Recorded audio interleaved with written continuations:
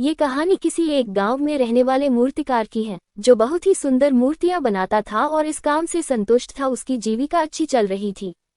कुछ समय बाद उसको एक बेटा हुआ जिसने कम उम्र में ही मूर्तियां बनाना शुरू कर दिया था और उसकी मूर्तियां भी बहुत सुंदर दिखती थी। मूर्तिकार अपने बेटे की सफलता से काफी खुश था। फिर भी वह अपने बेटे की प्रत्येक मूर्ति में कुछ न कुछ कमी जरूर निकालता और बेटे को उनके बारे में बताता था।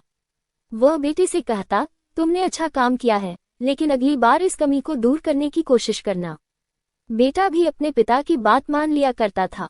उसने अपने पिता की सलाह के बाद अपनी हर मूर्तियों में सुधार करना जारी रखा। नतीजा यह हुआ कि बेटे की मूर्तियां दिन प्रतिदिन पिता की मूर्तियों से बेहतर होती गईं, और एक समय ऐसा भी आया जब लोग बेटे की मूर्तियों को पिता की मूर्तियों की तुलना में ऊंचे दामों पर खरीदने लगे, जबकि पिता की मूर्तियां पहले की तरह ही बिक्री हो रही थी। पिता ने अभी भी अपने बेटे की मूर्तियों में कमियां निकालना बंद नहीं किया था, लेकिन बेटा अब बाप के इस बर्ताव से बिल्कुल खुश नहीं था। फिर भी वह उन कमियों को स्वीकार कर लेता था और पिता के सुझावों के अनुसार अपनी मूर्तियों में सुधार करता रहा।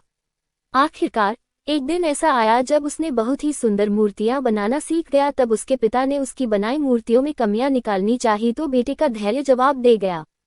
बेटे ने कहा, पिताजी, अगर आप इतने श्रेष्ठ मूर्तिकार होते तो आपकी मूर्तियां मेरी मूर्तियों से कम कीमत पर नहीं बिकती। मुझे नहीं लगता कि मुझे अब आपकी सलाह की कोई आवश्यकता है। मेरी मूर्तियां अति उत्तम हैं।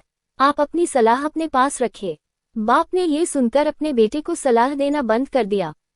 कुछ महीने बीत गए। बेटा खुश था, लेकिन फिर उसे एहसास हुआ कि उसकी मूर्तियों की अब उतनी तारीफ नहीं की जाती जितनी पहले की जाती थी, और अब उसकी मूर्तियों की कीमतें भी बढ़ना बंद हो गई हैं। पहले तो उसे कुछ समझ नहीं आया, लेकिन फिर वह अपने पिता के पास गया और उनसे मदद करने को कहा। पिता ने बड़े शांति से बेटे की बात सुनी, जैसे उन्हें पहले से ही पता था कि ऐसा दिन आएगा।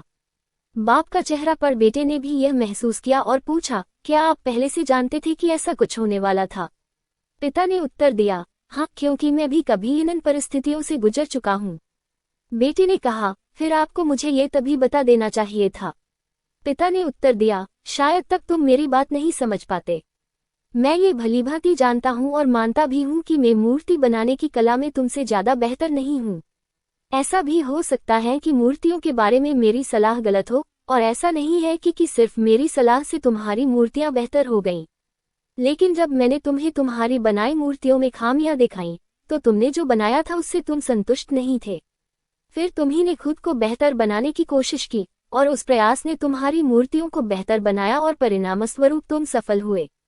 लेकिन ये भी उतना ही सच है कि जिस दिन से तुम्हें लगा कि अब तुम्हारे काम में सुधार की कोई गुंजाइश नहीं है, तुम्हारा विकास रुक गया।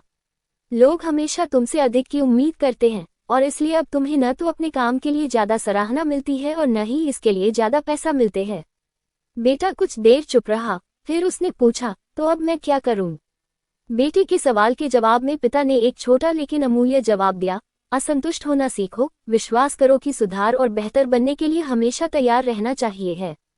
यह एक बात तुम्हें भविष्य में निरंतर प्रगति करने के लिए हमेशा प्रेरित करेगी और हमेशा सुधार करती रहेगी, तुम्हें पहले से ज्यादा बेहतर बनाती रहेगी। कहानी की शिक्षा, पूर्णता का भ्रम और यह विचारधारा की कोई गलती न करना संभव है, यह एक झूठ है। कार्य में निखार तभी आता है जब प्रगति, सुझाव और आलोचना दोनों को समान रूप से सुना जाए। यही प्रगति का एकमात्र मार्ग है। बिना क्रोध या दुख की आलोचना को गंभीरता से लो, इसे अपने आप को सुधारने के लिए उपयोग करो और इसका स्वागत करो। हरे कृष्णा।